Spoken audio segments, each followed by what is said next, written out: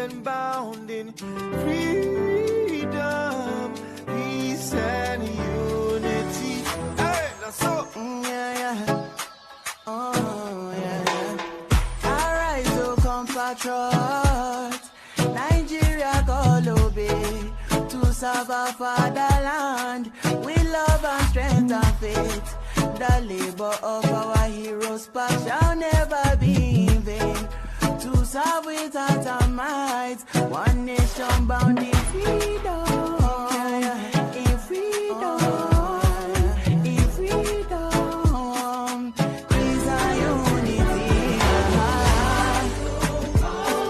Arise, my people, arise, my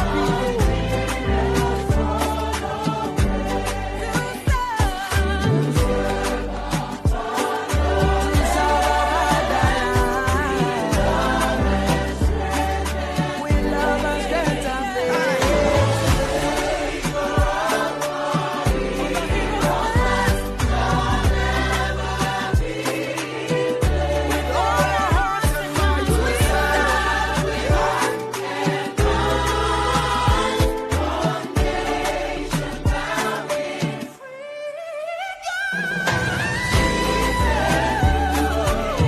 I'm about to go get down to bed. Don't worry, let go. Hello, my people. LEMFI, the International Money Transfer Service, is here to provide you with a simple and efficient money transfer experience with no fees and the best rate in the industry. If you are in the US, UK, and Canada, LEMFI is here to serve you and help you transfer money to over 21 countries. In all ramifications, they are better than their competitors. We at the Dr. Damages Show are happy to partner with them to satisfy your needs. To that end, anyone who signs up with them using the referral code DOCTOR will get $30 cash back the first time you send $100 or more. From now until July 10th, 2024, LEMFI will enter your name into a raffle draw where you can win an iPhone, Apple Watch, MacBook, gift cards, and others. For an icing on the cake, the first 20 people to use Dr. Damages code DOCTOR will get a signed copy of one of his books, This American Life Safe or Chimamanda, The Adventures of Little Mermaid's African Cousin. Hello, my people. LEMFI, the International Money Transfer Service, is here to provide you with a simple and efficient money transfer experience with no. Thank you so much for watching. Thank you. Have you subscribed? Yes, you. Have you subscribed? You. Yeah, before you go, click. It's free. Click. Just that's it. Have you subscribed? You are laughing. Have you subscribed? Have you subscribed? Thank you. Thank you. Thank you. Hey, madam. Thank you so much. I can see you. We have to get to 100,000 subscribers. This by the end of the year. How are we going to do that if you don't subscribe? Yes, you. Yes, you're about to click off. Why? Have you subscribed? It's free. If you don't, ask your son, ask your daughter how to. Just one click. Thank you. Thank you. I see you. Aha. Thank you very much. Thank you very much. I'll see you tomorrow. And tonight, this gentleman will be making his network television debut. This is his most recent album right here. It's called Spirit of Love. We're very pleased to welcome Majek Feshek.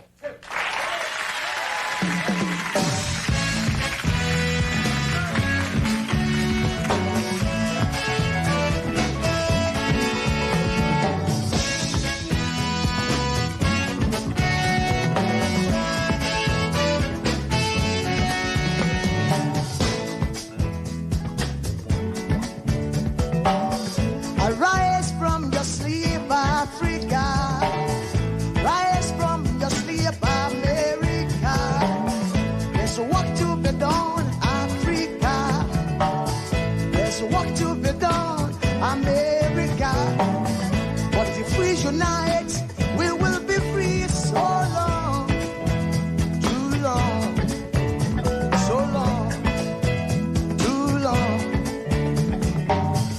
We've been sitting down so long. We've been fooling around for too long.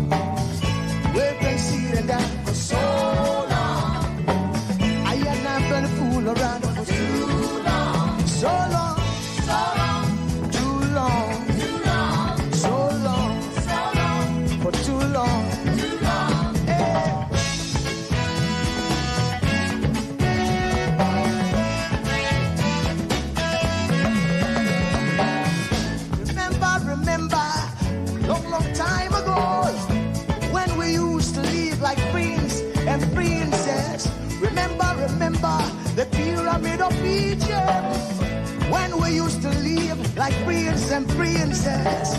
Remember, Marcus Garvey, who are the dream for new America. Oh, remember, Martin Luther King, who are the dream for new America. They say you are black, they say you are brown, they say you are black, they say you are brown. Only the angels of Jah is white now. Only the angels of God is white. So long, too long, so long, too long. We've been sitting down so long. We've been a fool around for too long.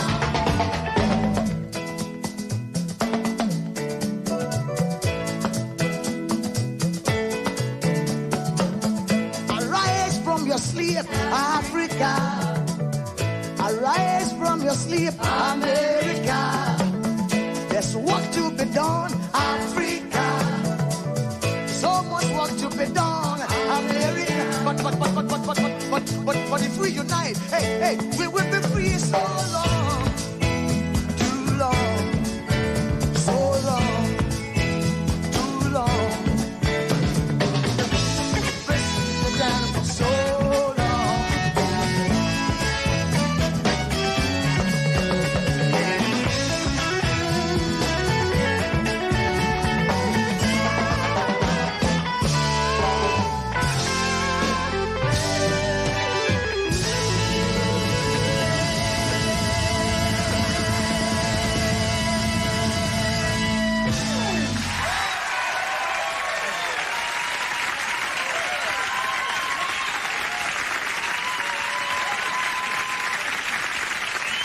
People who feels the pulse.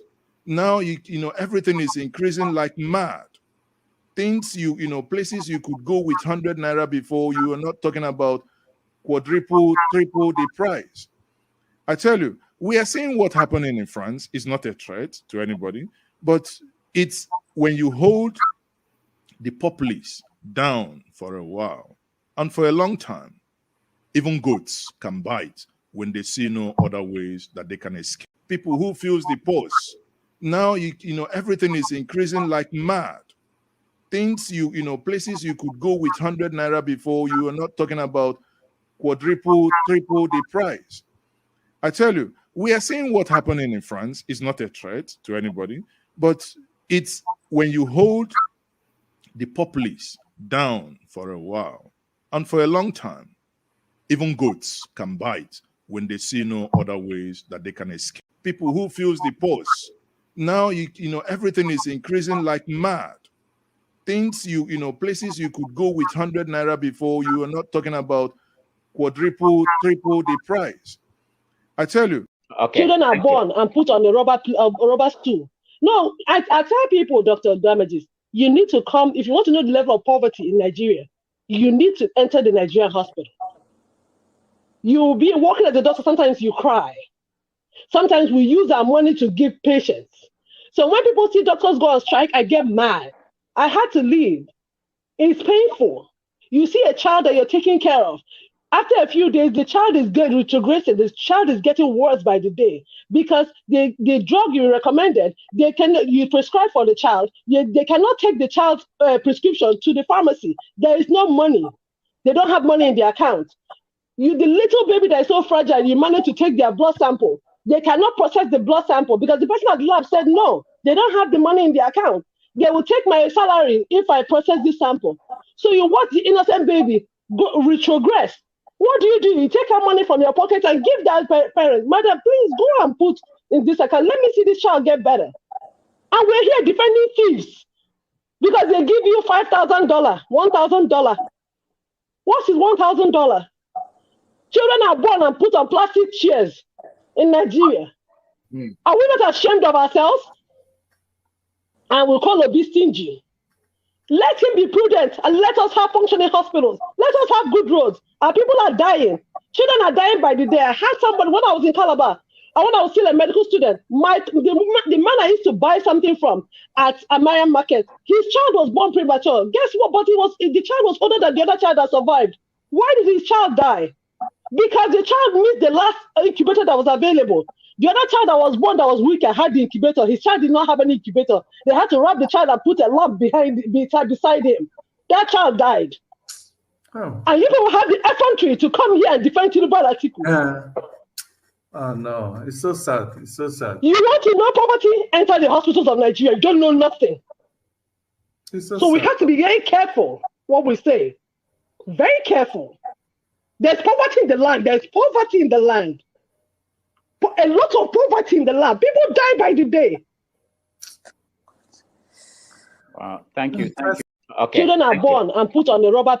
There is a call for protests. I'm not a part of it. I do not know those who are organizing it. But I know throughout history, protests have ignited some of the most powerful social movements, exposing injustice, demanding accountability, and inspiring hope for a brighter future. Protest holds power. For example, unity in pain. When people protest, it shows them that they are not alone in their suffering. It is a catalyst for change. Protests can reshape agendas and spark crucial debates. It is a voice for the voiceless. And so protest amplifies the voices of the marginalized. Now, true leaders must understand that the essence of protest is to make a difference. And the primary goal is to demand change, not to antagonize government. So instead of demonizing it, our leaders should learn to ask themselves, why are the people protesting? Are the reasons for protesting legitimate? Can they address the reasons for the protest before the protest even begins? Now, the answer to some of these questions would be in the affirmative. For example, are there reasons for this protest, or are the reasons legitimate? The answer is yes. There is hunger in the land. There is untold hardship in the land. People are despairing. People are coming down with all forms of mental health. Now, I may not know the organizers or if there are hidden motives behind this protest, but I know this. Success in My fellow Nigerians, I speak to you today with a heavy heart and sense of responsibility, aware of the turmoil and violent protests unleashed in some of our states. Notably, among the protesters were young Nigerians who desired a better and more progressive country where their dreams, hope, and personal aspiration will be fulfilled. I am especially pained by the loss of lives in Borno, Jigawa, Kano, Kaduna, and other states, the destruction of facilities in some states, and the wanton looting of supermarkets and shops, contrary to the promise of protest organizers that the protest will be peaceful across the country. The destruction of properties set us back as a nation, as scarce resources will be again used to restore them. I commiserate with the families and relations of those who have died in the protests. We must stop further bloodshed, violence, and destruction. As the president of this country, I must ensure public order in line with the constitutional oath to protect the lives and property of every citizen. Our government will not stand idly by and allow a few with a clear political agenda to tear this nation apart. Under the circumstances, I hereby enjoin protesters and the organizers to suspend any further protest and create room for dialogue, which I have always acceded to at the slightest opportunity. Nigeria requires all hands on deck and need us all, regardless of age, party, tribe, religion, or other divides to work together, reshaping our destiny as a nation. For those who have taken undue advantage of this situation to threaten any section of this country, be warned. The law will catch up with you. There is no place for ethnic bigotry or such threats in the Nigeria we seek to build. Our democracy progresses when the constitutional rights of every Nigerian are respected and protected. Our law enforcement agencies should continue to ensure full protection of life and properties of innocent citizens in a responsible manner.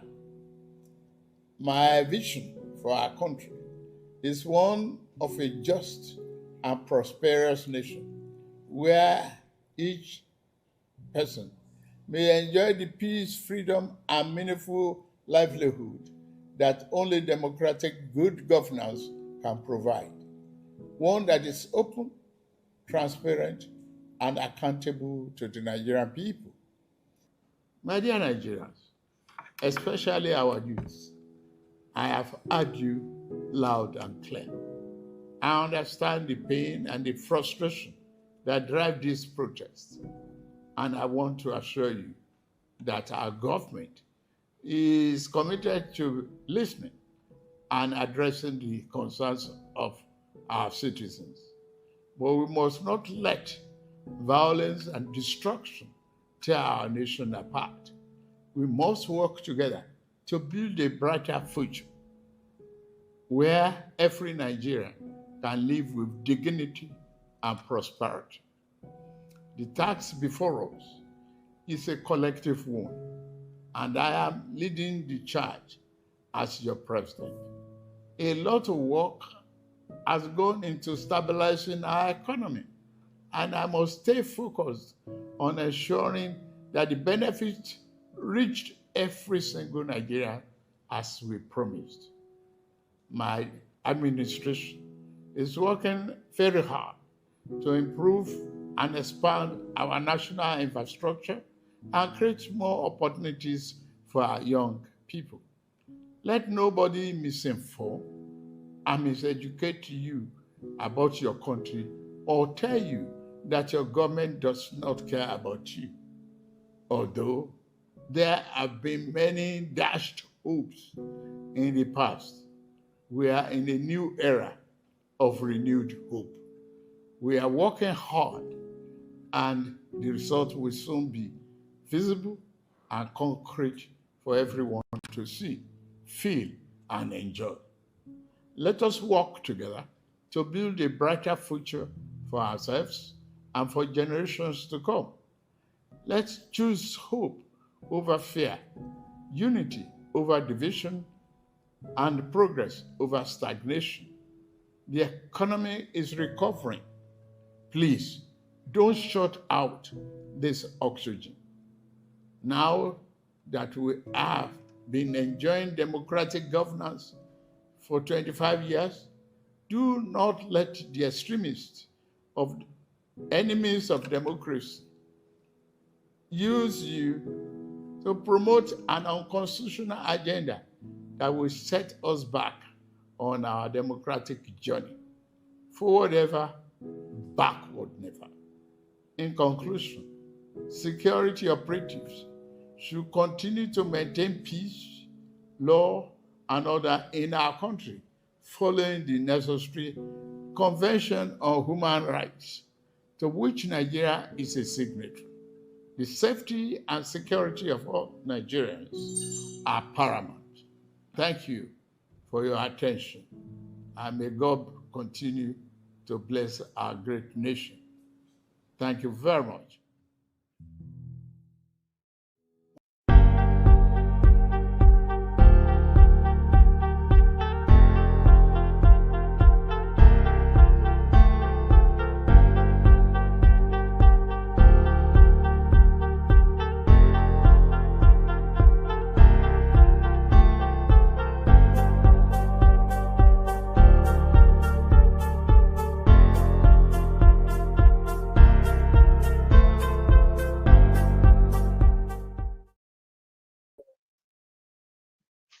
Good morning, good evening, good afternoon, good morning, good afternoon, good evening, depending on your geographical location.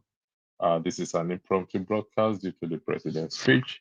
I was dragged onto this place by my managers that controls me, and I was given a threat of being fired if I don't come and weigh in on the president's speech. Allow me to read the president's oath for you, the oath of office. He said, in line with my constitutional oath.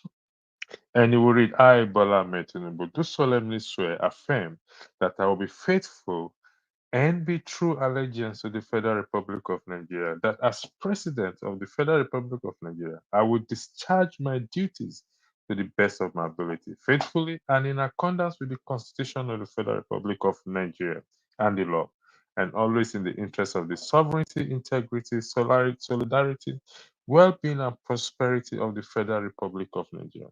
That I will strive to preserve the fundamental objectives and directive principles of state policy contained in the Constitution of the Federal Republic of Nigeria. That I will not allow my personal interests to influence my official conduct. I repeat for the record, that I will not allow my personal interests to influence my official conduct or my official decision, that I will do to the best of my ability, preserve, protect, and defend the Constitution of the Federal Republic of Nigeria, that I will abide by the code of conduct contained in the fifth schedule to the Constitution of the Federal Republic of Nigeria, that in all circumstances I will do right to all manner of what? All manner of I will do right to all manner of all people according to the law, without fear or favor, affection or ill will, that I will not directly or indirectly communicate or reveal to any person any matter which shall be brought under my consideration or shall become known to me as President of the Federal Republic of Nigeria, except as may require for the due discharge of my duty as President, and that I will devote myself to the service and well-being of the people of Nigeria. So help me God. Now, if you listen to the president's speech, and I just read the oath of office, his actions so far from May 29, 2023, contradict that oath of office that I just read. And you've listened to the speech, and we are here to weigh in on on that speech.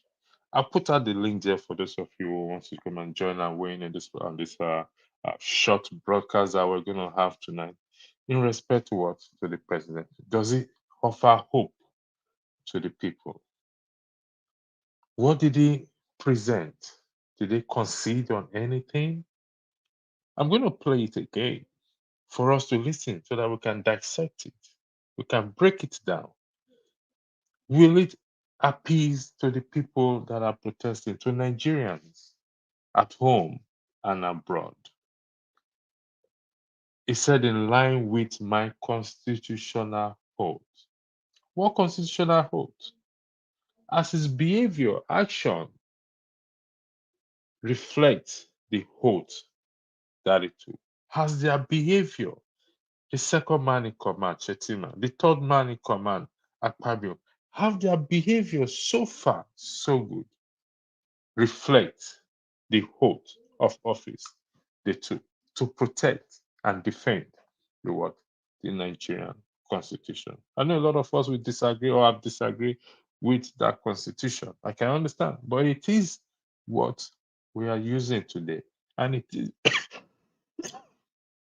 it is what we are going to reference to. And it is a shame after listening to what the president said, that he offers no hope to Nigerian people. No hope. Thank you for those of you who have joined in the comment section, and those who will be joining later on, those who will come on the platform. And like I said, this is an impromptu broadcast, and I have to come in and do this for us to weigh in, because this is day 4 of the protest. Tomorrow will be day 5 of the protest. The president only addressed the Nigerians on day 4, not on day 1, and not before day 1. he chose to do it on day 4. And when he did it, whoa, he made a blunder of it. He offers no hope and no solution to what is on the ground, to the hunger that is on ground that many Nigerians are facing today. So where do we go from here? Is the question we all have to ask ourselves. Will the protest continue? Will it end? Will the people occupy the presidency?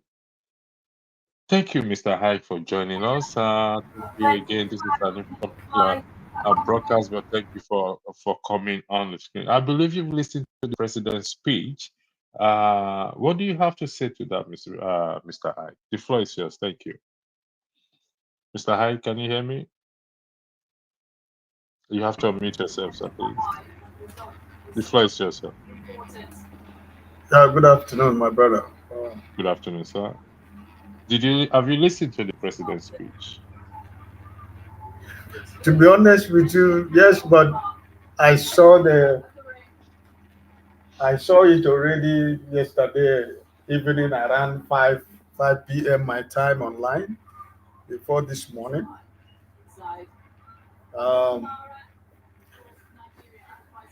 He seems to be distracted, sir. Do you want me to go to Madam Gladys? No. That's what I'm trying to remove the distraction. Okay. Madam Gladys, welcome to the platform. I'll come to you after Mr. Ike. Pastor. My sister, God bless you. We were together yesterday, right? Yes, my brother. I listened this morning when I was getting ready to go to church. There was nothing that I was expecting. I mean, everything that he read was what I expected. There was nothing new that I was thinking that is going to come. I only know that it's going to come with harassment, intimidation, and fear to Nigerians. But I think that,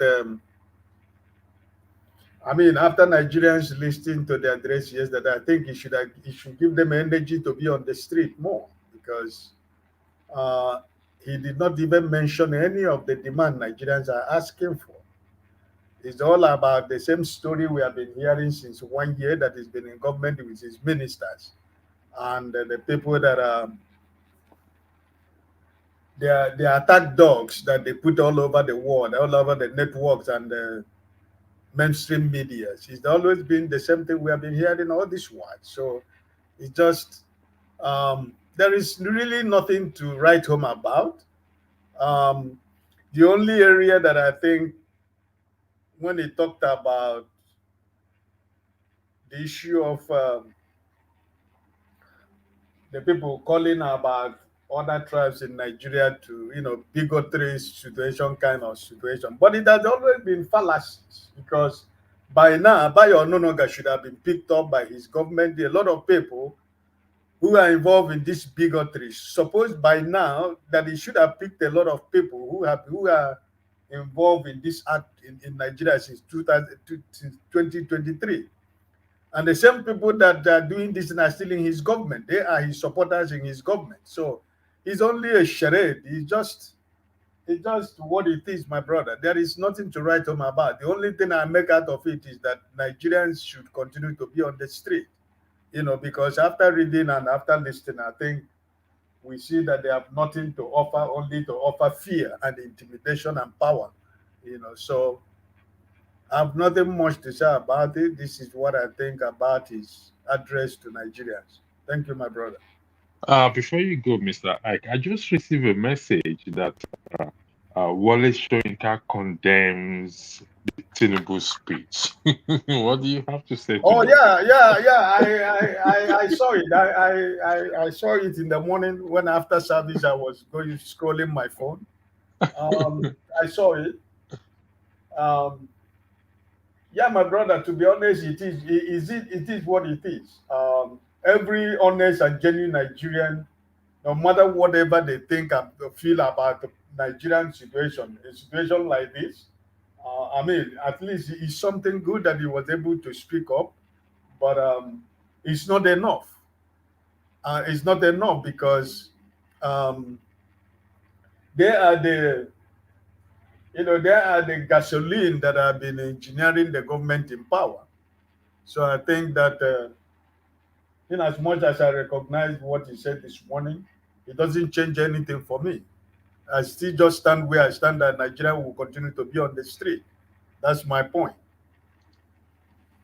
Thank you, Mr. Ike. Madam Gladys, but thanks for joining. The floor is yours. I can see your comments, so it's floor is for you to vent.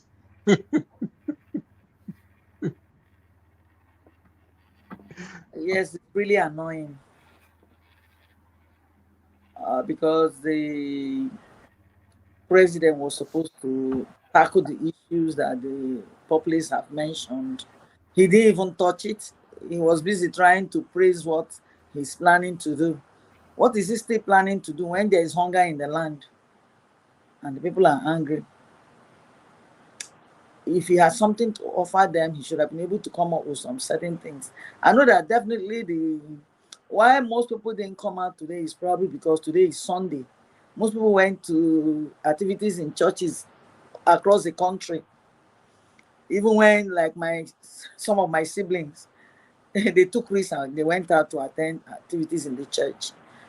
And but I know that by tomorrow, definitely the people will come out again. They'll come out to the street. Because he has not really answered us. He's still playing.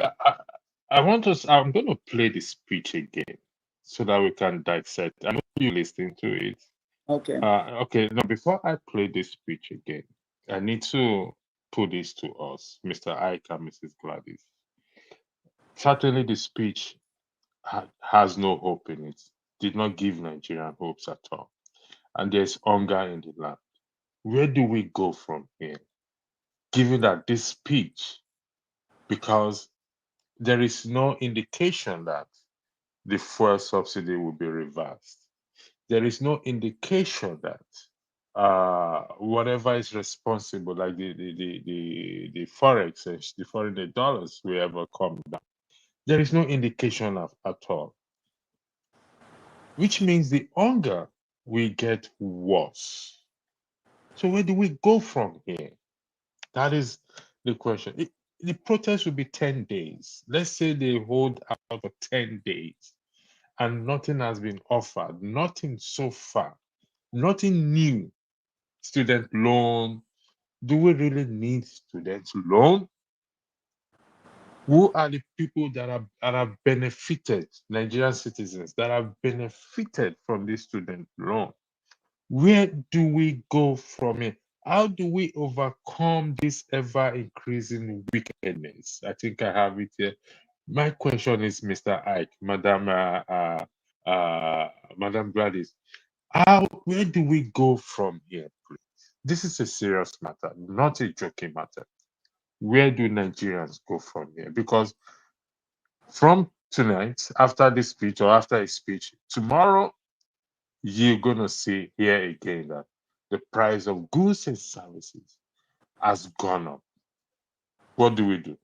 How do we overcome this program of ever increasing wickedness? How, please? I'm confused here. Help me out. Thank you. I yield the floor back to you.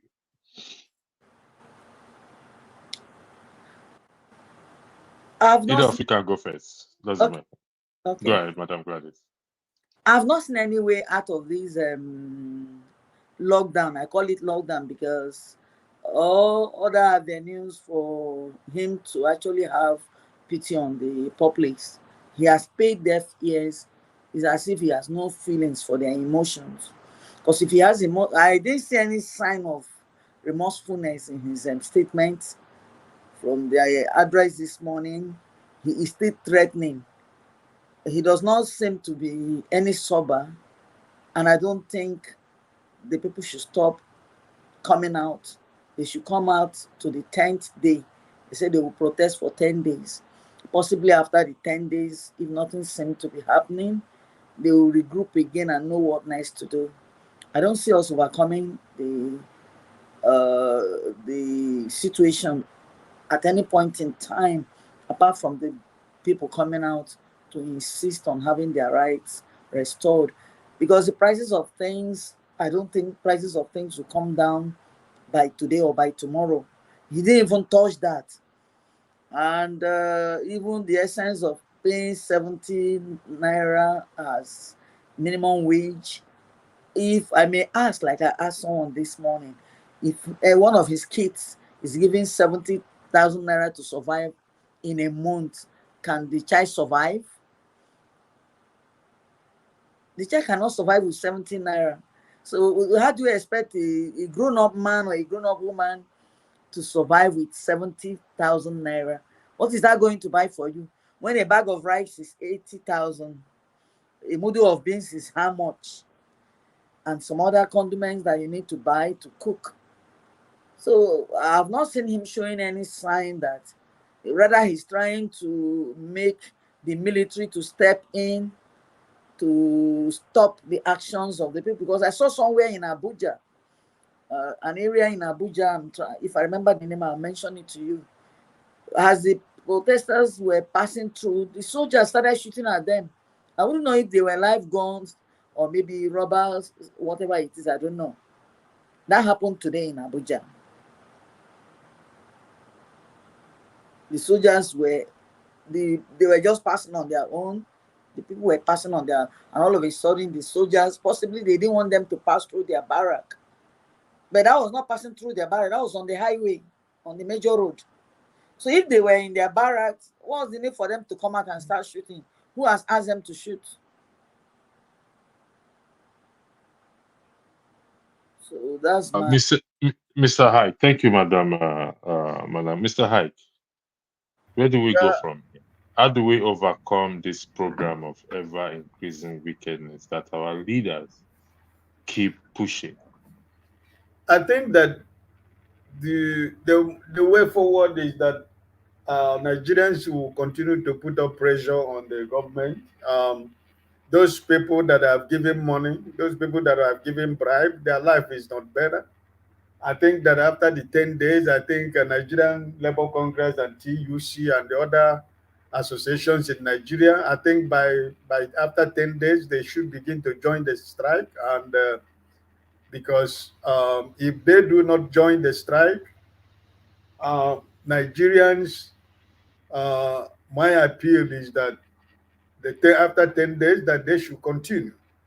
But I am looking forward also, I am positive also looking forward that those people who are going to collect money in Asorok, those people who they use some associations and organizations to say, oh, no, we don't want strike in Nigeria. We can dialogue with government, you know. Those people, they give money to protest against protests, you know. I think maybe after 10 days, they will begin to realize and understand that, you know, that this is the long haul and everybody is involved. So I'm only appealing to Nigerians that they should not give this government a breathing space, you know, but also knowing fully well what the government is all about, knowing fully well what the intimidation and the fear they're trying to use their agencies to put on Nigerians. My appeal to Nigerians is, you know, as long as the protest is going on, let us remain under the confine of the law, you know. Let us try not to take laws into our hands. We know that they're going to instigate some crooks and criminals to infiltrate into the protest. But I think that if the police people are being honest to themselves, they should be able to know the people that are infiltrating the real protest, and they can be able to fish them out. So my own idea from this side where I am is that I am not, if God give Nigeria the grace, I don't want them to, you know, stop. I want them to continue even after 10 days. And as time goes on, it will dawn upon everybody. The world is watching. It's not just only in Nigeria. The international community is watching. And I think what is going on in Nigeria is something that every country in the world should be interested. And I think that they are not just watching for watching's sake. So my hope is that Nigerians don't give up, that they should continue. That's my way forward. Because Thank if you you very go, if you stop, if you say, okay, after 10 days, let us go back, they will regroup again because they know that the only weapon they have is hunger. The politicians and the criminal institution that is ruling Nigeria, the cabal that is ruling Nigeria know that the only weapon they have is to, hunger. So if you give them the opportunity, they will go back and say, I told you, I say, leave these people now. Now just few days, then go tire, But I think that Nigeria has gone beyond then go tire. That's my own view. So I think we shouldn't stop. Thank you very much, Martin Prince. Welcome to the platform. Before you join him, I have defended you fiercely, both on the screen and behind the screen. The allegation that you were the one that wrote the speech for the president is all over the social media. Can you confirm or deny that, please? I don't know. I can't see Bayo Ononuga here, so I wouldn't know. Okay, the floor is yours. I think, in fairness, I think that speech and was written by Dr. Damages. I believe he's watching as well. Because there was one he published before now that was going viral, but for some reason, Tinubu decided not to use that one, the first draft. So this is not the first time that the president has had his speech leaked. Again, it leaked. Before I went to bed, I already read this speech. And it was funny, holding my phone while he was reading it, reading with him line by line. And I can tell us, I do not believe that that speech was live. I believe it was recorded. And some people, I would say conspiracy, are actually saying that they also believe that that speech was recorded outside Nigeria. So the question is, what is pursuing him? We don't know. I hope you guys have seen the videos, some of the videos in the suburb of Abuja and some areas in Delta State, where on the streets the military were behaving themselves and the populace were chanting certain languages that I may not be allowed to use on air before I be accused of treason. But that is to tell us where we now are as to what happens in Nigeria. But there is something that I think should be of key concern to us. If we take today's protest, just oppose it by regions. Yesterday, there was massive protest in Aba. They joined. At least thanks to Vanguard newspapers for covering that, and the videos are there. Then beyond that, the protest in Kano was my disappointing moment with Tinubu. The greatest part of it is that Nigeria yesterday lost about 11 human beings. And this is a tragedy. Sorry, 13. And the president did not find it worthy to actually properly acknowledge those individuals, not to even chastise the security agents that opened fire on those innocent Nigerians unprovoked. Because if you see the longer video that has eventually come out today, about 6 minutes 32 seconds, if you watch the entire video, you will see there was no atom of provocation before one of the APC vehicles drove into the crowd. Then they opened fire. The question is, why would lives of citizens whom have come out to say that they are hungry and eventually losing 13 lives, and the president makes a statement without not acknowledging that? The only thing he said was that shops were looted. Obviously, that is condemnable.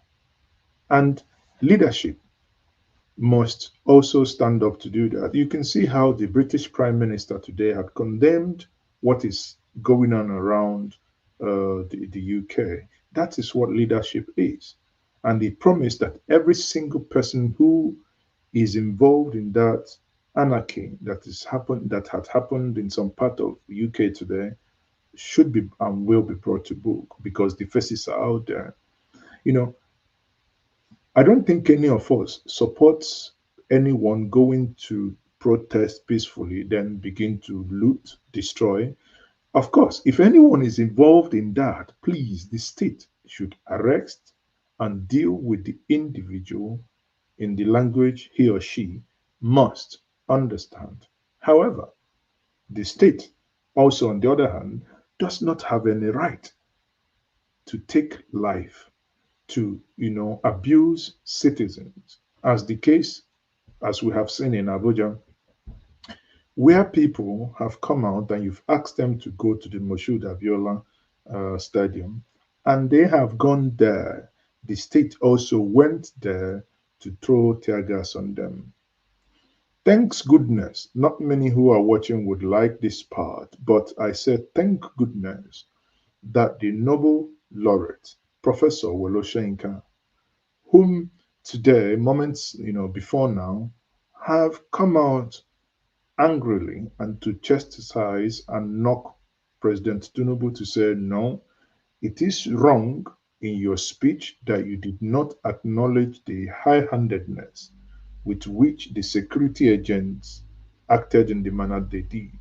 And I say to him, Professor Wole Soyinka, kudos for speaking up. If this marks the turning point, then many of us will say, welcome to the Wole Hey, Soyinka we knew.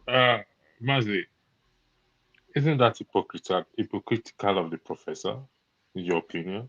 Well, you see, I do not know, and I don't want to, dwell on that. But the issue is, um, it when he said something right, you obviously you give him his accolade when necessary. I think it was the right thing to do at this point because let me tell you something. Many Nigerians were actually hoping that Tinubu would have redeemed himself. Apart from sycophants, apart from those who have remnants of corn and the aim in their pockets, many Nigerians do actually somewhat believe that when the president addresses them, promises to take some steps, start taking some steps, that these would have dispersed. However, earlier in the earlier hours of today, when I read that, I said a clear opportunity missed. Had the president, I think I've said it on your program before, had the president engaged Nigerians on Twitter spaces, assuming that he moved that today between 6 to 8 to take 2 hours and take questions from Nigerians, I guarantee you no one will be on the street tomorrow.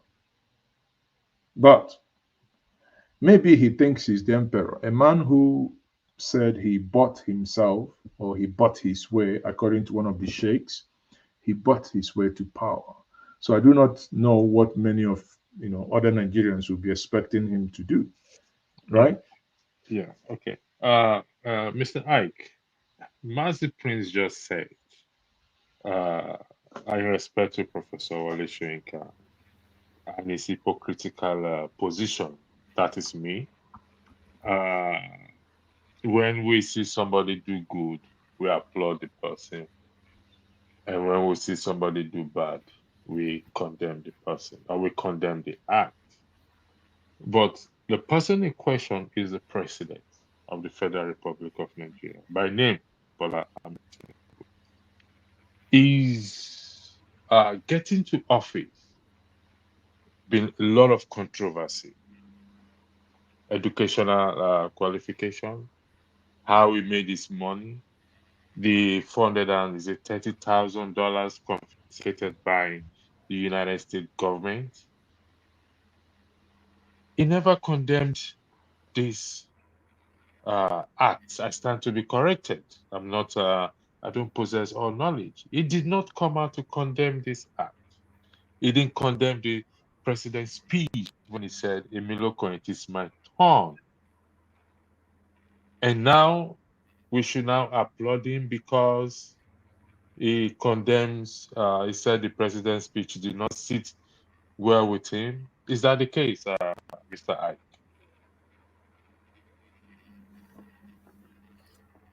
Well, it's hard for me to, like I said before, that when I read his comment after I've come out from the service this morning, I was not impressed. I was not moved because, like as you said, I see it as, you know, hypocritical. But from the side of from the angle of Mazi, I can understand from the angle Mazi is coming from, the angle of, okay, if he thinks that he has repented, let it start from today, right?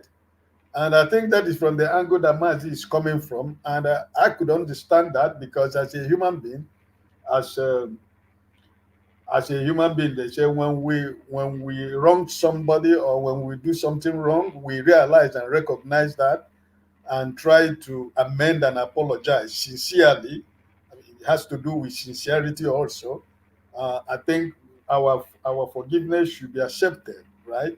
So if this is the beginning of a new thing to come from him, I also will be able to welcome it because he himself also had followers. There are people also that listen to him also. So I think that if it's a new leaf that is trying to, is trying to germinate for us Nigerians, I also will be able to welcome it. But I am going to watch until, as time goes on, as this protest goes on, I will continue to, watch what he's going to say because I don't think that the protest is ending today or tomorrow by the grace of God, as I am thinking. So I will keep watch what his comment will be in future. So, but as it is, like Mazi said, I do not expect anything from the president because during the campaign, during the election, he has never spoken to Nigerians. He didn't speak to. He never told us what he's going to do as president. We didn't know what he said he's going to do. Only I'm going to make bread, ewa, agbado. Those are the things. But where is the agbado right now? Where is the maize? Where is the bread? Where is the maize? We can't even see the maize. We can't even see the bread and all the things he was saying, right? So Mazi said he should engage Nigerians in Twitter spaces, which, I mean, listen, this government has almost 1 month, a kind of 1 month notice before this protest started, right? But they were busy buying people over. They were busy spending money, buying traditional rulers, buying religious leaders, buying community leaders, buying youth wings of organizations. They were spending much time. They had the opportunity. Mr. Tinubu had the opportunity before this time around to speak to Nigerians one to one, right? But he didn't do that because he feels like he feels he's an emperor, right? Instead, he's speaking through Minister of Wars. He's speaking to Bayo Ononoga, talking through people that have no credibility in any sort. People that their questionable characters have been exposed since 2023. They're the people that are speaking for him. So he doesn't have anything to say to Nigerians. Because if he said a town hall meeting with the president, he can't even stay there for more than 10 minutes because he will not even appear. So I don't think that this man is ready because he felt that like Mazi said from the beginning, he bought his power, and so it's his money, can do whatever he wants. So I'm not expecting anything much, but I just believe and I just hope those people, Nigerians that lost their lives. I was listening to Kamala Harris in Michigan or somewhere he went. Some people that lost their lives. She was calling them by their names. She was recognizing the people that lost their life by their names. This is what leadership is all about. This is leadership. You bring succor to the families that are lost their dear one because they are fighting for their right. Right? But he felt that he is the emperor, you know, it doesn't matter because the security officers of Nigeria, the police, the military, they are the people that are sharing Nigerian money. Some of them, they can't even build their trousers anymore, but they're supposed to be fighting, right? So it's sad and it's something I cannot understand, right? So he could have done that, what Mazi said. If he had mentioned those names one by one, he would have shown a sign of leadership. But no, because they believe he is the commander-in-chief. So he can do whatever he wants. He can command the armies tomorrow to take over anywhere they want to take over, and nothing will happen. You know, so this is it, my brother. And when I saw that thing last week, when Kamala Harris was doing that, you know, it showed me, I mean, conscience that somebody has a human feeling that a family lost somebody, because none of us can create any human being.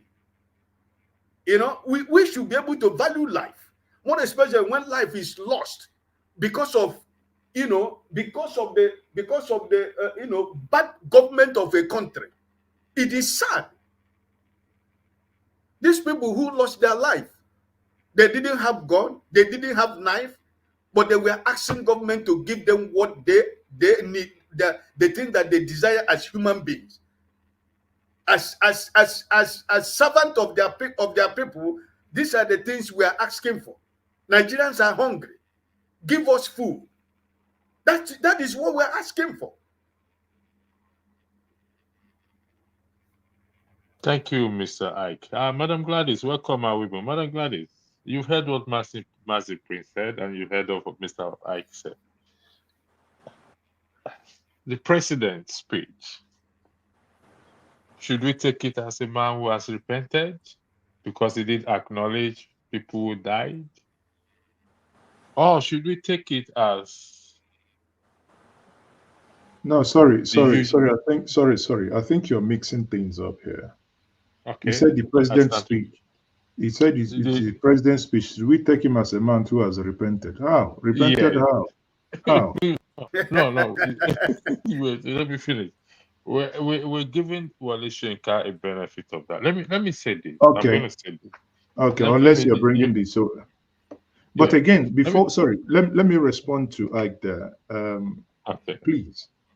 What we are saying is, and I read some comments also already of my distinct with Soyinka. It shows that maybe some of our viewers are really need to up their games in terms of their listening and comprehension. Is that my allusion to Wole Soyinka knocking Tinubu has nothing to do with whether he's atoning his sins, if any, or whether he's coming forward or going backward. No. What I'm saying is, and however you think, whatever you and I on this platform says about Tinubu or Wole Soyinka, the comments made by him has changed all the rant all of us has been saying, because his comment carries weight. Whether you like him, you hate him, you dislike him, his comment carries weight that by tomorrow, that comment would likely make headline. And when it does, it's going to affect the presidency in the perception. Now, that comment will now give weight for other people to weigh in. Actually, Mr. President, these are the names of people that died and you did not. Do you understand? So, I think, guys, people should be, we should be a strategic people that, I don't like this man, and therefore everything he says is a waste of. No. In this case, I do believe that the statement he made will play to the favor of those who are protesting, because he has given them the impetus, he has given them the backing to say, to confirm, because the people who were protesting are saying, oh, no, no, no, no, no, this thing was done by the security agents. But everybody kept quiet. But by what Voloshenko has said, he has actually confirmed to say these people were peaceful. Now, in science, when you want to write empirical stuff, you'll be said, cite your sources. Whether you be genuine or not, anything you say without reference amounts to nothing. Even when you are smarter than whoever written whatever you're referencing, because it's not your own idea. You'll be told what is your reference. Now, Woloshenka is the reference. Reference that he's now affirming that actually the president, or rather the security agent was, that they were too, brutal, so to say, to the people who came out to protest in Kano, right?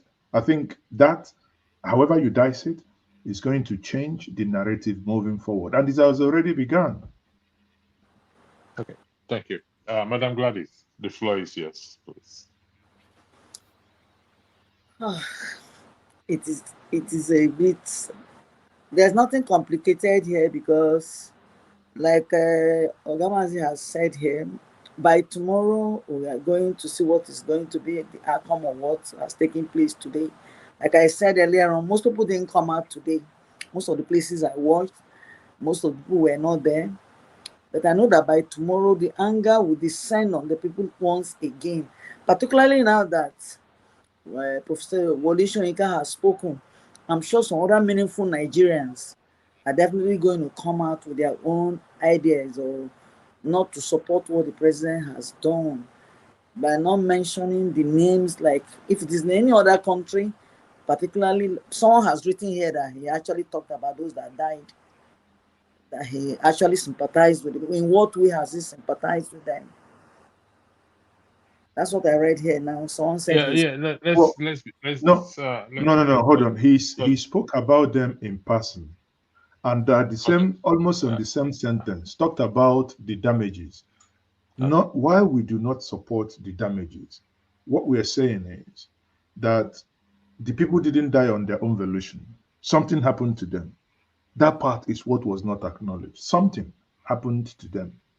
Okay. You could have as well asked the security agents to be more careful, to apprehend those causing trouble. But how? I mean, nobody who actually watched that video were innocent people with leaves, and you opened fire on them. Havana, and one of them was, which I think probably drank fermented brukutu, was just jumping up and down everywhere, jumping, and I mean, this is unacceptable. I think we should I'll play the video again. Then Madam Gladys will continue. Then I will be welcome.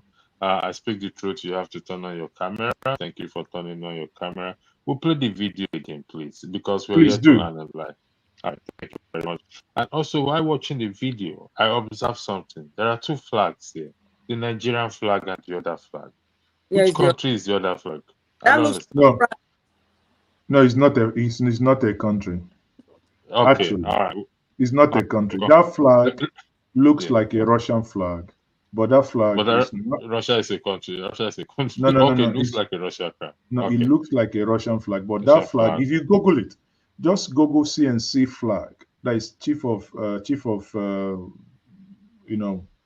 CNC flag Nigeria. You see it, and you see pictures. Even he has been Commander in Chief or whatever. Commander in Chief flag. Yes. Okay. And it's been in existence for long. Yes. Not just it was changed. It was before green, but I think in 2012 it was changed to pure green. So now it's in 4 layers. Green is the last bit. Okay. Let me play the speech again, and we'll come back and dissect it. Welcome, thank you. I speak the truth to the platform. My fellow Nigerians, I speak to you today with a heavy heart and sense of responsibility, aware of the turmoil and violent protests unleashed in some of our states. Notably, among the protesters were young Nigerians who desired a better and more progressive country where their dreams, hope, and personal aspiration will be fulfilled. I am especially pained by the loss of lives in Borno, Jigawa, Kano, Kaduna, and other states, the destruction of facilities in some states, and the wanton looting of supermarkets and shops, contrary to the promise of protest organizers that the protest will be peaceful across the country.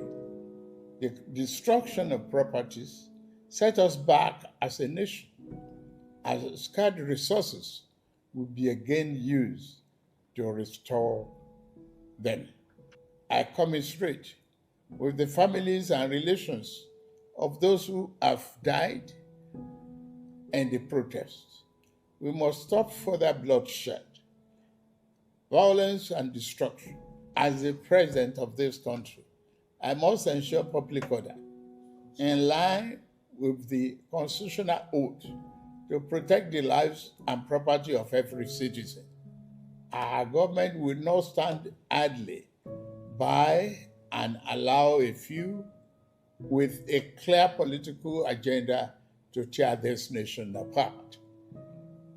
Under the circumstances, I hereby enjoin protesters and the organizers to suspend any further protest and create room for dialogue, which I have always acceded to at the slightest opportunity.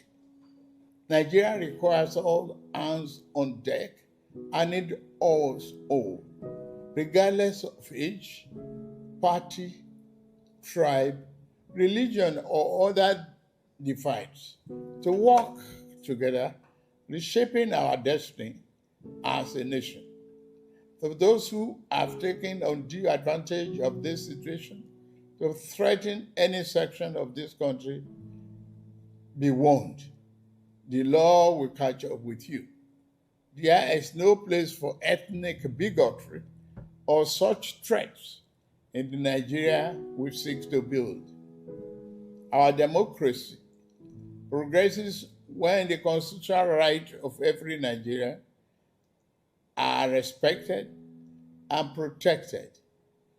Our law enforcement agencies should continue to ensure full protection of life and properties of innocent citizens in a responsible manner. My vision for our country is one of a just and prosperous nation where each person may enjoy the peace, freedom, and meaningful livelihood that only democratic good governance can provide. One that is open, transparent, and accountable to the Nigerian people. My dear Nigerians, especially our youth, I have heard you loud and clear.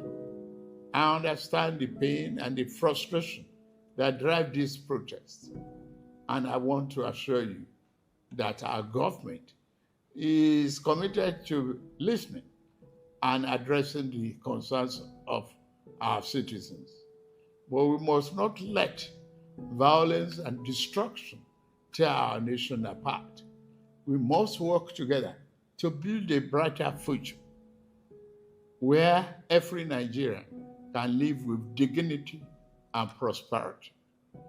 The task before us is a collective one, and I am leading the charge as your president. A lot of work has gone into stabilizing our economy, and I must stay focused on ensuring that the benefits reach every single Nigerian as we promised.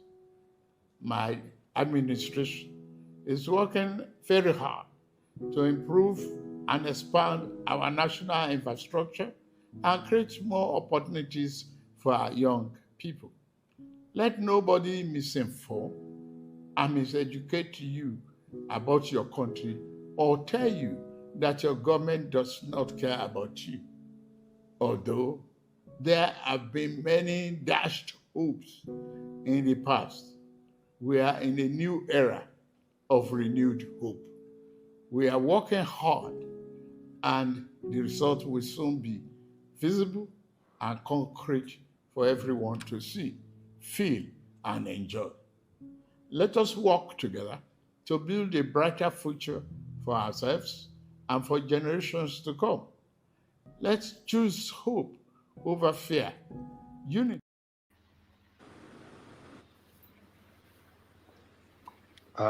Thank you. Let me bring everybody back. Sorry about Yeah. this. I Yeah. was thinking, why do you have to allow it to go so long? We needed that I nearly fell asleep. only that phrase. We didn't need all It's this. our president. We It's, must I mean, give. it's your president. That was so torturous. Wallahi, you just tortured me for how many minutes now?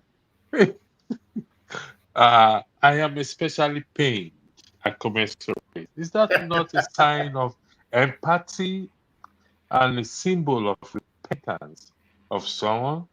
And as such, we should make room or excuse for him, just we are making for Mr. Professor Wole Soyinka. Awibu, I think Madam Gladys, you have to speak next. Then I'll go to her. Madam Gladys, he said he's especially pained over the death of people that died and commensurate with their family. Is that not evidence of a man who has repented? And as such, we should make room for him the way we make room for Wole Soyinka, that we should applaud the president for saying that. Shouldn't we, in your opinion?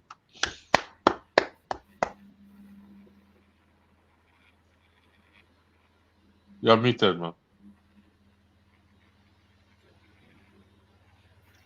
That's a campaign speech for 2027 he just read. We can't hear you, Madam. Can you speak up, please? We still cannot hear you, Madam Gladys. I think there's something wrong with your system. We can't hear you.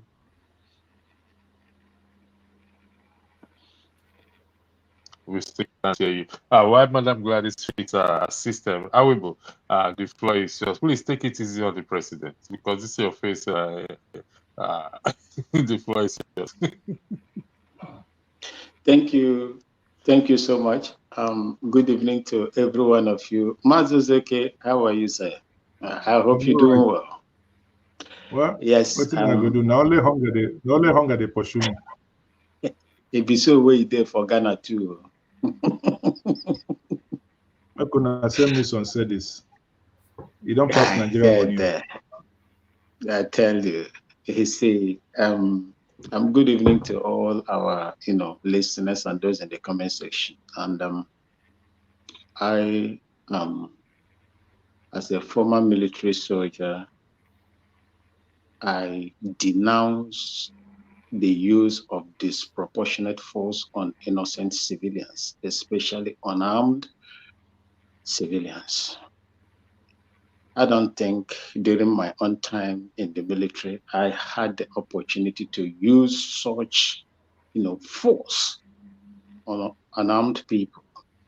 It is despicable, and I expected the president to announce the prosecution of those people responsible for the senseless slaughter of those innocent people, that whose fault for the killing is that they are carrying leaves, that they came out to speak, to vent, their dissatisfaction on the, administration of the president.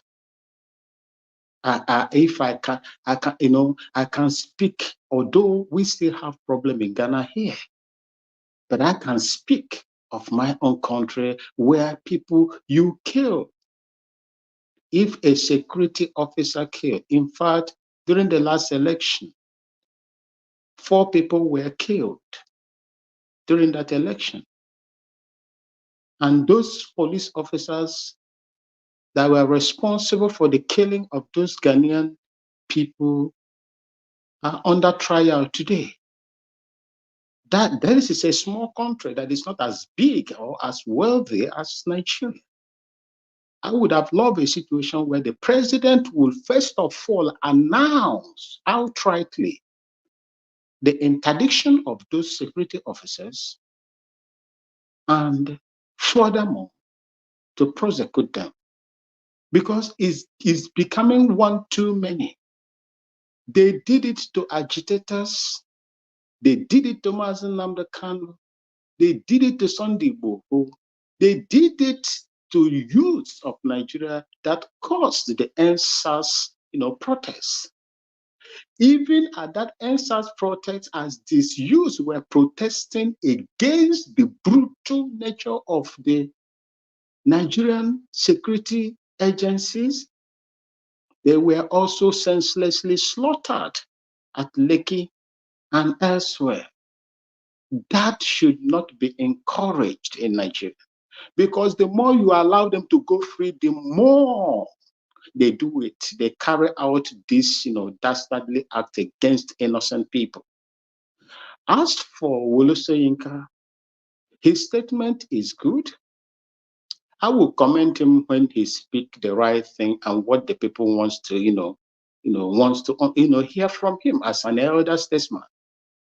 But sometimes when he go flat, I will also criticize him like I have criticized him in the past. I wouldn't want us to, in my own opinion, I would say we should just, cut that slack for him because he has spoken the truth and on time right now. I expected for the president's speech, for me, it is empty. That speech is not encouraging. There is no tangible, there is no hope for the common man that is there on the street. The Talakawas in the north, in the south, and so on and so forth. I did not see any tangible or something that can make Nigerians to smile that the president did. I expected him to cut down the number of ministers he has appointed. I expected him to cut down, to announce the cutting down of government expenditure that has taken so much money from the government to the detriment of the people that are below there. I expected him to return subsidy, if at all Nigeria is paying subsidy. Like the evidences are abound that subsidy has been a scam for a long time. Nigeria is not paying subsidy on any petroleum product at all. I would have loved him to do that. In fact, for taking out subsidy without any measures to curtail the effect of those subsidies in the first place, who was a very big blunder on his side, and someone who claimed to be educated and know most of this and the implication of pulling out a feeding bottle from a child that you're about to win. So these are some of the things that I have seen there. And for me, you see, I will still reiterate what I said. There comes a time in a nation where security operatives must be called to answer questions when they kill innocent people. And I do not know if Nigerians will be able to ask for such. The disproportionate use of force against unarmed Nigerians must be stopped. And those culprits, those that are perpetrating all this, must be made to pay so that it will act as a deterrent to other trigger-happy, officers. The only time I had the opportunity to kill was in the war front, about 5 of them that I participated. So I don't see the reason why innocent people will be slaughtered left, right, and center the way they are being slaughtered in a country they call their own for exercising their constitutional rights. All right. However, That is what I have to say. Thank you so much. I'll come back to you, Madam Gladys. Do you think this current government has a moral right to prosecute these soldiers that carried out, or the police that killed these innocent people? Mr. Awibu highlighted the NSAS, nothing has been done, and several other incidents. Do you think this president, this current government, has any moral right or morality within its government to hold people accountable? I think Madam Gladys is not with us this evening. I will go to I speak the truth. Madam Gladys, did you hear what I said? Do you want me to read myself? I can't hear you, Madam Gladys. You're still not speaking. Your volume. I think there's something. Maybe you should go out completely and give a StreamYard permission to your audio and video. Then you can come back. I speak the truth, so I'll prove. Do you think this current government have any moral standing to prosecute those who perpetrated this evil? I mean, why not? If someone was responsible for killing innocent citizens, whether a government official or another ordinary citizen, then it is the right of the president as commander in chief and the chief law enforcement officer of the country to call for their prosecution, indictment, and conviction. Now, let me. I think you don't understand my question. I mean, considering the fact of many things that have happened in this last 1 year of the current president, looting, extortion, buying aeroplanes, and everything without being held accountable or without them saying they're above the law. The vice president came out saying Nigerians were protesting idiots. The Senate president made mockery, eating whatever the food it is. Do you think they can do that? I mean, you know everything that has happened. So I'm asking you a straightforward question. Does this government have that moral right to prosecute anyone? my answer is going to remain the same.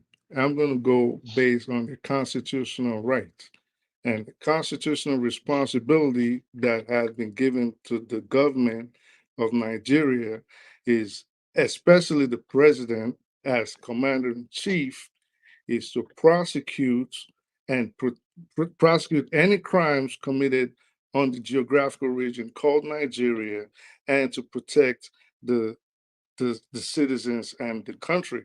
So my answer to that question, regardless of how you reframe it, is going to be it will be his responsibility to prosecute any Okay, crimes can you that. give me an example of anyone this current government has prosecuted? I respect your position. I can't, but you're asking if he has the moral right in regards to the fact that people have supposedly, because we do not know, but supposedly they've pilfered. If you ask me personally, I think it's a very corrupt government, right? But Thank you for that. I appreciate you saying that. well, I've always said that, but we Okay. we say that it is a very corrupt government, right? So, but the bottom line is, what is their responsibility as a government, regardless of if they're buying yachts or they're buying planes or they're buying mansions and spending the money on their girlfriends?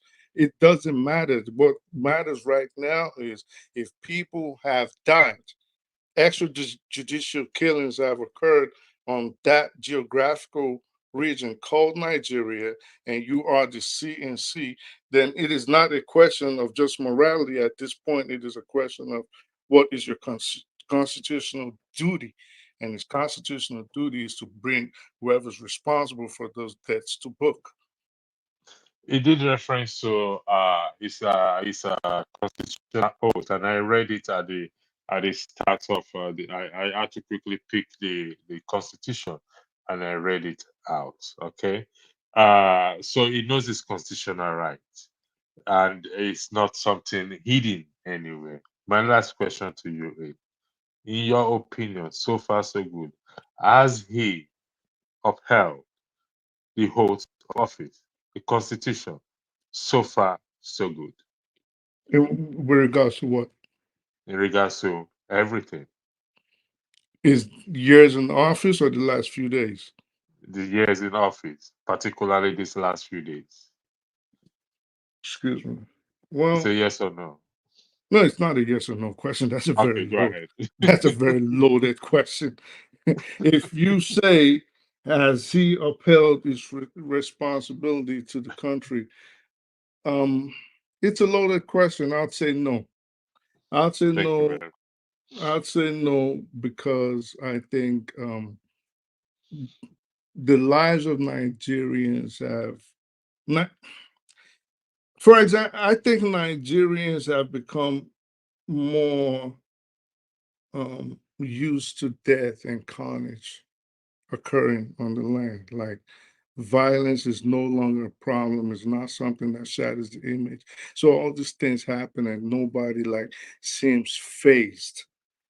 I thought actually we were talking about the protests and there were certain things I would, if you permit me, I was Okay. gonna speak about. Before we come to that, let me go to Mazi Priest. Mazi Priest, All right. we're back again to where we started your opening and highlighting Wole Soyinka. My question now is to you is, we are all the president's speech offers hope. By tomorrow, you are Offers still in you, oh Nigeria. no, offers you hope, or because I'm not part of those Off, that they offered hope. I said it offers no hope. Ah, No hope. okay. I thought you said the No. president's speech offered hope, so I want to Oh no no disappoint no no myself. no no no. Oh okay, no, don't worry. I'm on your side. We are together. I defended you because you wrote the speech for him. So I you can't do probably that the same badly anyway. you probably the same person playing piano in the background during the speech. Where do we go from here? Because tomorrow the price of things will not come down if we keep going up. So, seeing that the president's speech did not offer any hope in respect to the hunger in the land, where do we go from here? Well, I think aside the I think a couple of months back, I encouraged Nigerians to say that aside the mouthing and talking about that there is hunger, our hands are actually also not broken that we cannot even do some minor and little farming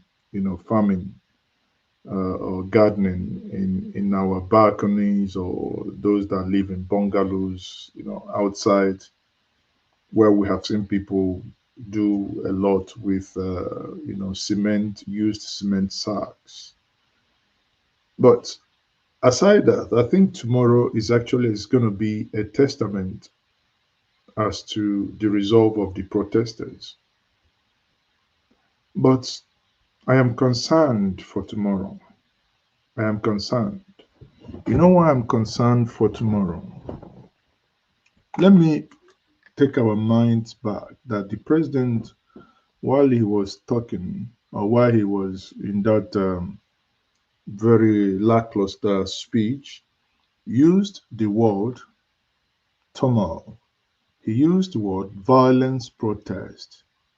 He used the word that those who promised peaceful protest, that it wasn't peaceful. And he used the word destructions. Finally, which is the strategy they've applied from day one in order to give people fear. It says, agenda to tear the nation apart. Now, he comes in at some point, uses the word ethnic bigotry. The moment he made that reference, I laughed. I said, well, in your, the closest person to you who deals with your strategic communication is the commander-in-chief of the ethnic bigots. So if you have and you warehouse such an individual too close to you, then I would never take you serious if you are basically making that reference. Now, and here, people, the reason why I'm concerned for tomorrow, because he has used these words, destruction of properties, he's used the word agenda to tear the nation apart and said that the protest was a violent one. Not that the security agent made the protest a violent one. No protester shot at the police. If they were criminals, the criminals were imported by the government themselves in order to cause havoc. The guy granting an interview in Ojota on Friday that was smacked on the right eyes, broke his glasses, caught on camera. The guy who smacked him is actually a government agent. The violence that we witness today, the violent disperse in Ojota today, is done by those invited, the touts invited by the government. So if we stay on this trajectory, the impetus of the conversations that the presidency and those who they pay to infiltrate this protest gives me concern that tomorrow they would rely on the fact that he has said that the protests and the protesters should stop. They will rely on the fact that the president have used his mouth to tell them that this protest has an agenda, that this protest is there to destroy Nigeria. Therefore, they will intensify their high-handedness in handling this protest. Finally, if I look at this, there is part of what he played before where he said that they should create room for dialogue. I say, come on, Oga, Baba. They do not have capacity for them to create room for dialogue because they've given you and they've given the presidency their demands. Because you are the one who holds the yam and holds the knife, if there is any atom of conversation that ought to be initiated, it ought to now come from the president because their demand is now they've stretched out their hand and say, these are our demands. The demand has been taken. Sadly, in your speech, none of those demands were attended to. The speech, in my view, could be best described as the official opening of the 2027 Presidential Campaign Council within the team. Because that's what it is. He started talking about the Renewed Hope home, how many homes they are building, blah, blah, blah. Is it because you're building homes? Not be who chop, they stay inside house. And by the way, we're going to build in some state 500 units. What's 500 units? Some people do much better than that as individual, not talk of government. So at the end of the day, I do not know if any of you have visited the website. Then that's a story for another day. But the bottom line here is that I'm worried for tomorrow. I'm worried that the tension may escalate tomorrow. I'm worried that by Tuesday and Wednesday, some states may declare total curfew or total lockdown that may even extend to 24 hours.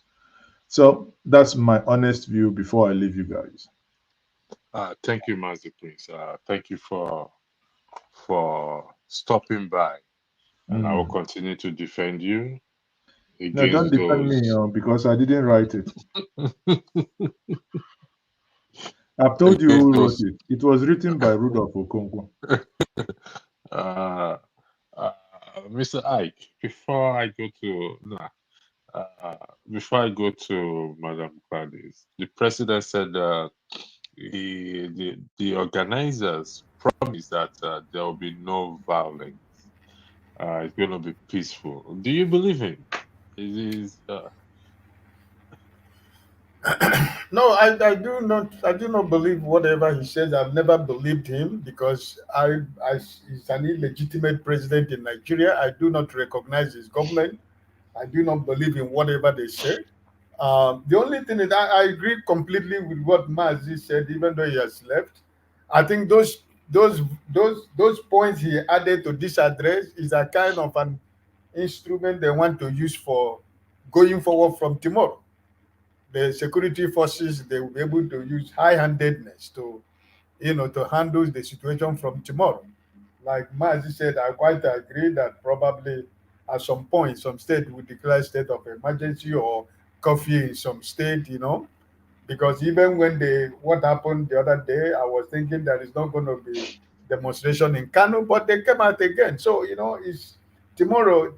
A lot of people who went to church today, people were able to relax today, and who were able to listen to address by tomorrow. I think the anger is going to be more because there was nothing in the speech.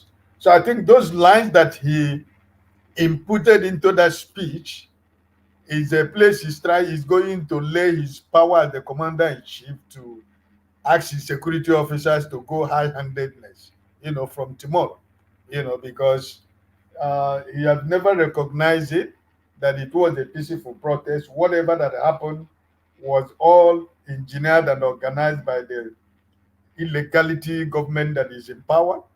And I think that, for everything he said in that address, the people that are around him, his advisors, his spokesmen and women, and all his cronies, they are the brain, they are the architect, they are the commanders of everything he has written in his address. So if you want to let Nigerians know that he's serious, by now I'm expecting some people would have been fired, some people would have been arrested, some of the ministers would have been fired by before now, and all this, all this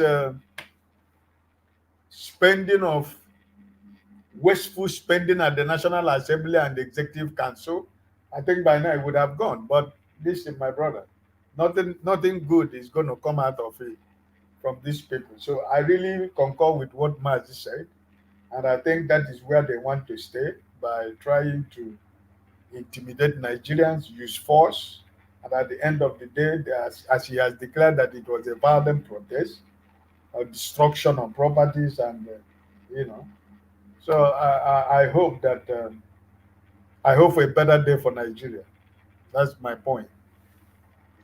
Thank you very much. And I'm glad that you've been out in and out. I hope your system is functioning very well now. Can you say hello Yes. to us? Can you hear me? Yes, loud and clear. We can hear you. Yes, because I went out and came back. Okay. The president looked frail, very, very frail. At a point he rested on the podium. It seemed somebody instructed him to signal him to stand up, erect back again. I don't know. As a wife, hypothetically, a wife to the president, just like what's his name, Joe Biden was asked, would you were his wife? If you were his wife, would you ask him to step down, look after his health, or you ask him to continue? Because let's be honest with ourselves here. I was disgusted by the Joe Biden's wife encouraging him to go on, knowing fully well that it's frail. You women carried a lot of power, influence. So would you use your influence on him to say, my love, my sweetheart, my darling, you've been there for me. I don't think this is for you anymore. Is that what you would do? Or you would cheer him on and on and on? Thank you very much. The situation now has actually gone out of hand because the Nigerian populace gave him about 1 full month. They were threatening, this is what we are planning to do, and this is not what we are not planning to do. And for him to wait until after 3 days before he came out today to address the nation, from the look of things, the way I looked at him, the man is not comfortable. He looks as if he's a bit shaking. They call him Jabagan, or whatever people call him, I don't know. He is a bit, if you look at him, he's not as comfortable as he used to look like in the past. He knows that what is going on is not a small issue. What happened in Kenya started like this. Before you know it, the politicians knew that things were getting out of hand and they had to look for a way of escape. How come most of our people traveled out of the country? Why are they running? Things have really actually gone out of place. That, for instance, in the north, like I said, was it yesterday or so? I schooled in the north. In the past, nothing could have convinced the northerners to join in the ongoing protest. The hunger in the land has eaten deep into their souls and bodies. Because in the past, the leaders used to convince them that they should not speak up.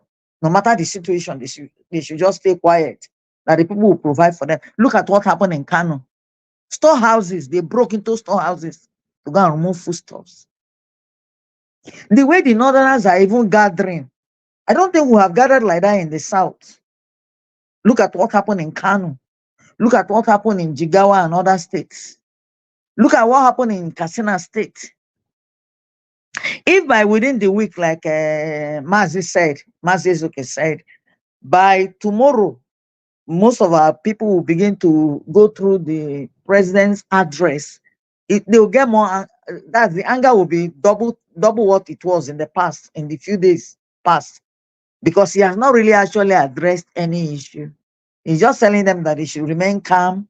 The hunger is biting hard. Children are looking malnourished. Some of the children in the north, the pictures they are showing, they're not good pictures. I know that in the south, we may say that not the same thing we are suffering in the south. The southerners are suffering it, but not compared to what is going on in the north. The rate of hunger in the north, despite the fact that they are the ones bringing in foodstuff, bringing in things from Just and the rest of them. What we noticed that happened in Kano was something else. I know that in the next few days, by tomorrow, no one knows what will happen by tomorrow. We already in Monday, we're still here, we're still having Sunday here in our own side. But I know that definitely the people will not give up. The protests will have to continue until their demands are met by the president. He will not tell me that he has no solution. He has a lot of things to sit up with his cabinet. Whatever decision they have to take now have to favor the people. Because this government was elected by the people. Or even if they were not legally elected, people brought them in. And they have seen that they have failed the people. Nothing is working. Thank you so much. That's what I have to say for now. Yes. I will not encourage him. I will only encourage him to look for the lasting solution to how things can be sorted out. But from the way he spoke this morning, he's not looking for any solution. He's not ready. Thank you. I speak the truth. You want to speak on it? Yes, sir. Thank you. So I wish Mazzy was still on here because he's the one I really wanted to ask a question. Because while I agree, and it also occurred to me, and I disagree, I caught the words the president was using, and there were certain words he was using that sounded like dog whistles to me, which are obviously signals to the security apparatus to clamp down on violent protesters. And while I also agree that it is not beneath the Nigerian government, then they're not averse to using financial inducements as a strategy to enlist people to protest on their behalf.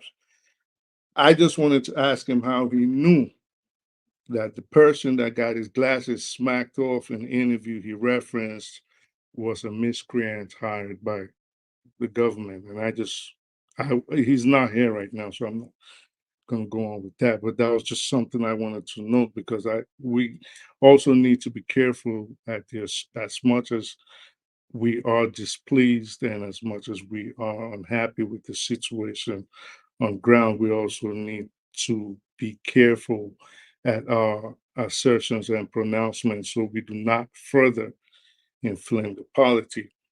That said, was the president's speech inspiring? No.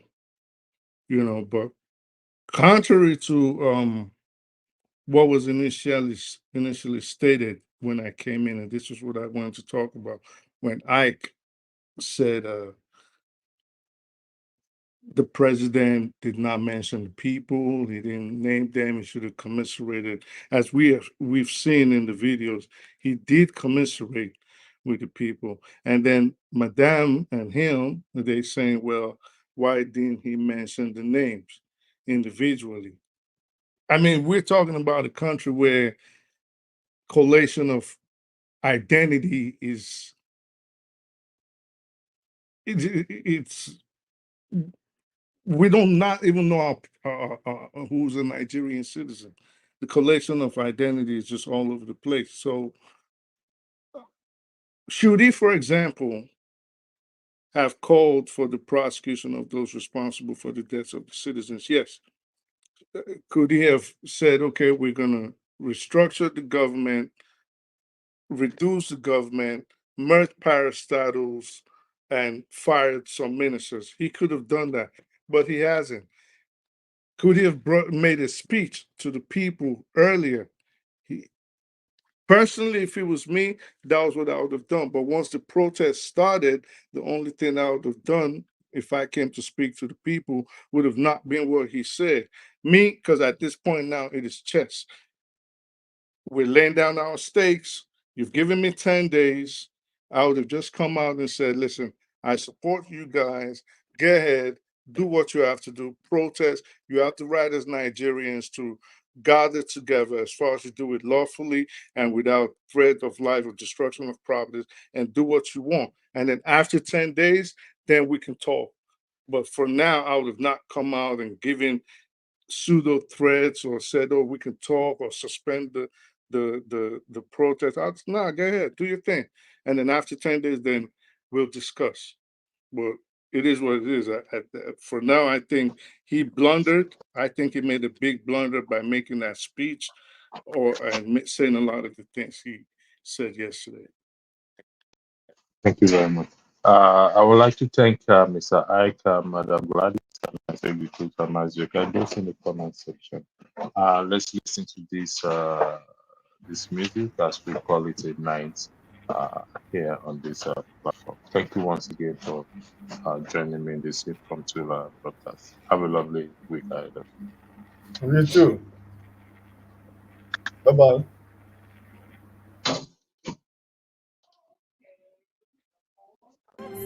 Nigeria,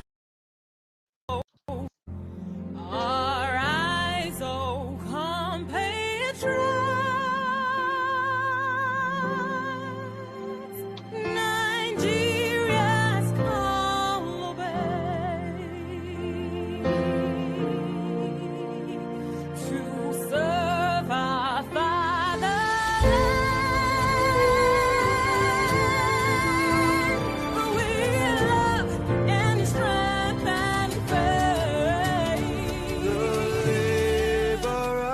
Our heroes past shall never be in vain.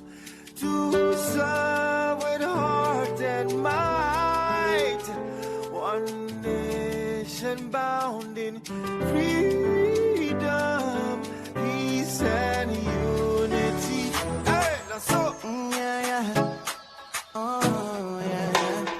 Arise, O compatriots. Nigeria call obey to serve our fatherland with love and strength and faith. The labor of our heroes past shall never be in vain. To serve with heart and might, one nation bound in freedom. In freedom. In freedom. Peace and unity. Arise, O compatriots.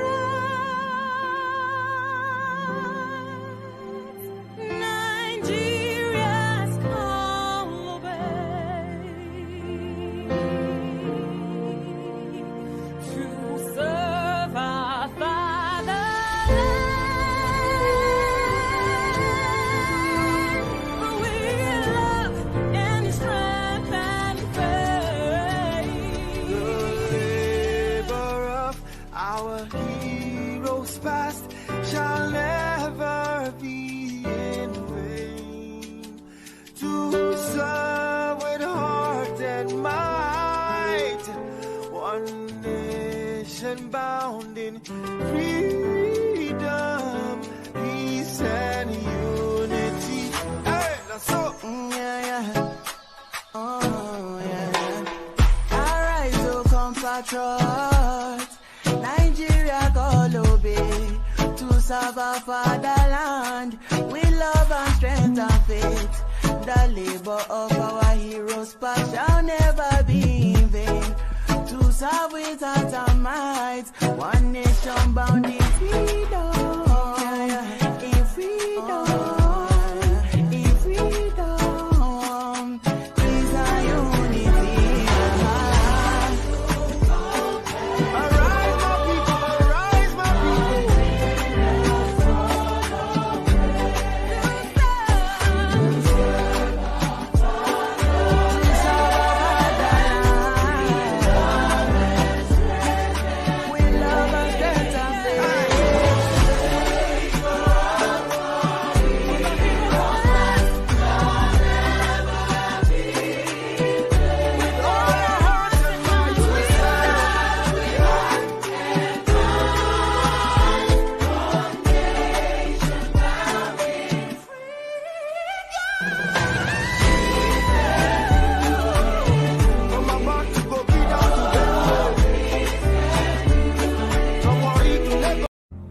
Arise, O compatriots.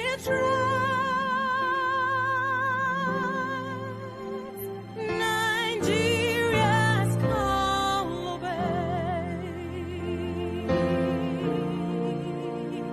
To serve our fatherland.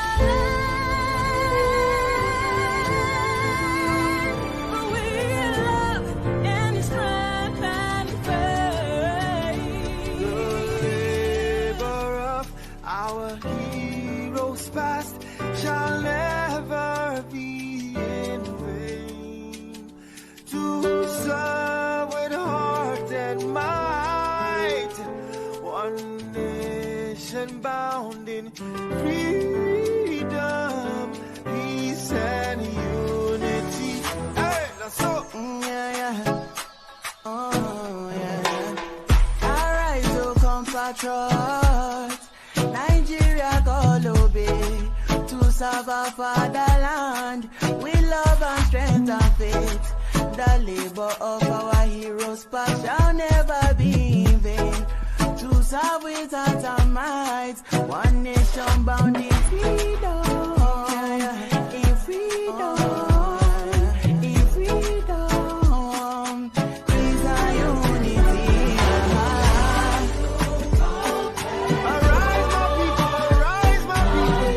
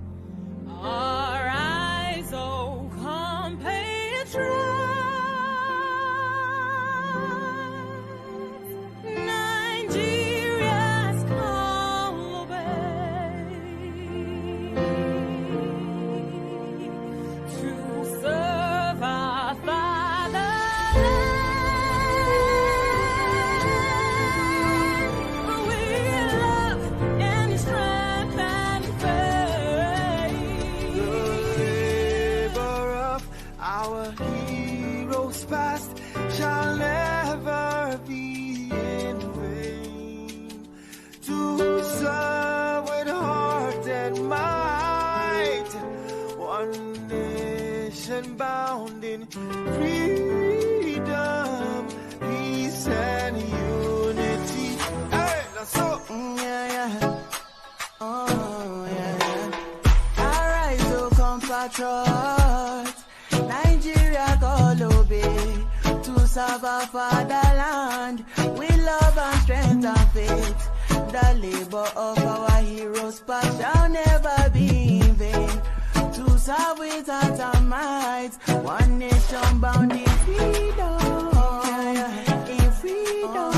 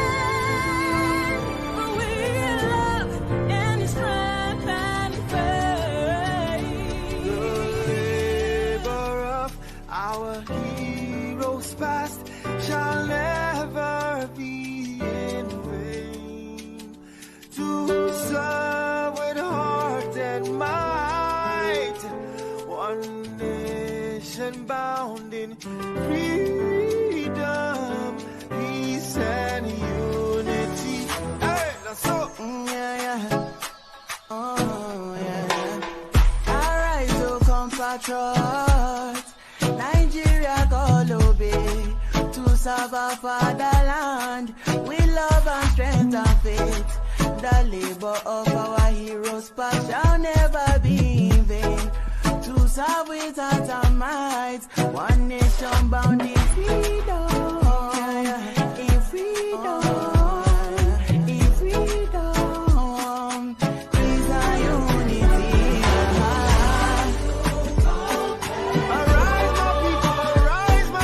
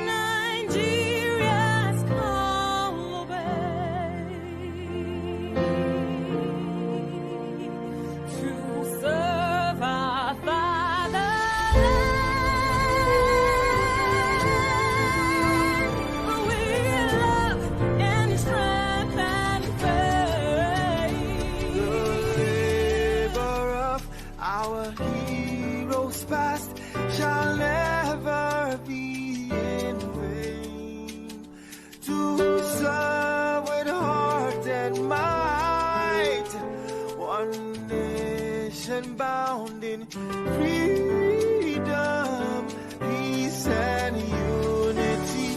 Hey, that's so. Oh, yeah. Arise, O compatriots, Nigeria call obey, to serve our fatherland. faith. The labor of our heroes past shall never be in vain. To serve with heart and might, one nation bound in freedom.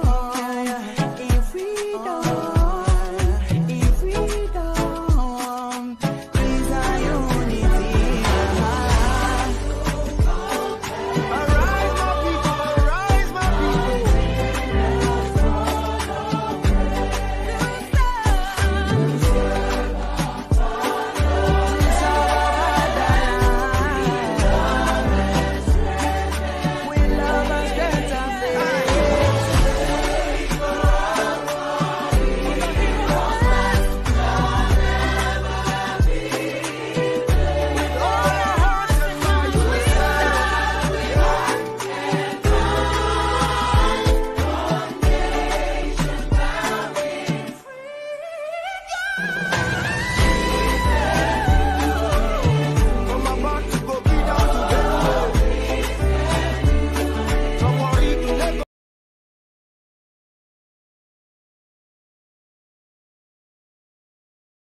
Thank you so much for watching. Thank you. Have you subscribed? Yes, you. Have you subscribed? You. Yeah, before you go, click. It's free. Click. Just that's it. Have you subscribed? You are laughing. Have you subscribed? Have you subscribed? Thank you. Thank you. Thank you. Hey, madam. Thank you so much. I can see you. I can see you. We have to get to 100,000 subscribers. By the end of the year, how are we going to do that if you don't subscribe? Yes, you. Yes, you're about to click off. Why? Have you subscribed? It's free. If you don't, ask your son, ask your daughter how to. Just one click. Thank you. Thank you. I see you. Aha. Thank you very much. Thank you very much. I'll see you tomorrow.